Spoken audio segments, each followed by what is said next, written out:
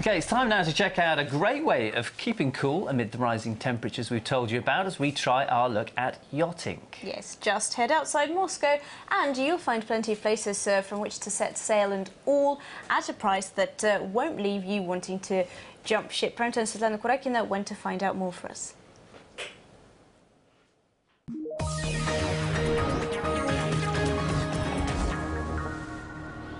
It may look like a seaside resort, but the nearest sea is miles away. This is the Moscow region. The Russian capital may be landlocked and frozen solid for half the year, but it didn't stop the city from turning into a boating center, where yachting fans like Vladislava can get a taste of seafaring. Sailing is a great way to relax. It feels like flying, it's so liberating. But it's also a challenge and such an adrenaline rush. This is Klyazminskaya Reservoir on Moscow's northern fringe. It supplies water to the city and in recent years has become a popular sailing destination. The PIRogovo Yacht Club is home to some 30 boats, but it's more than just a moorage spot for expensive toys. Here you can learn how to sail. Always keep your eyes on the sail, not on the helm, not on the water, but on the sail. That's the key. The navigating season lasts from April to October, and after sailing through the course, the club's graduates can navigate to their heart's content and take part in the club's weekly regattas. Vladislava is a beginner, but her coach says yachting is a sport anyone can master and enjoy. You can start as early as 6, and we've got some students who are 70. The hardest thing for beginners is to get the hang of the wind, to start feeling it with your skin, even with your hair.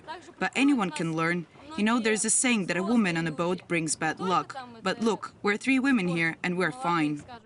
The club uses Russian-made crafts, the so-called MK yachts, small but swift. They come in cheaper than foreign-made boats, but just how affordable is the hobby? If you want to give yachting a go, it's certainly not the time to trim your sails. A course of theory classes and sailing practice will set you back some $900. And buying even a small-sized boat will cost about $20,000, if it's Russian-made, that is, and twice as much if it's made in the West. Well, for many Muscovites, the cost doesn't take the wind out of their sails. In Russia, yachting's always been a thing of prestige.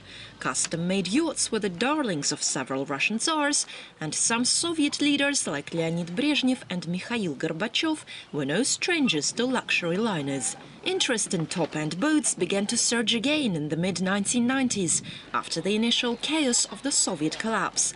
And Moscow boat clubs are working tirelessly to prove that yachting isn't only for the likes of Abramovich. Yes, there is this cliché that yachting is for the few only, but in fact in our club, boat maintenance fees are lower than what you'd pay for a typical open-air car parking slot in Moscow. And of course, apart from sailing classes, you can just rent a boat for a day of good family fun. It really is more affordable than most people think. Indeed, last year alone, the PIRogovo club had more than 100 graduates. So if you do decide to get on board, have a fair wind. Hey, I didn't bargain for this. Svetlana Kurakina, Primetime Russia, RT.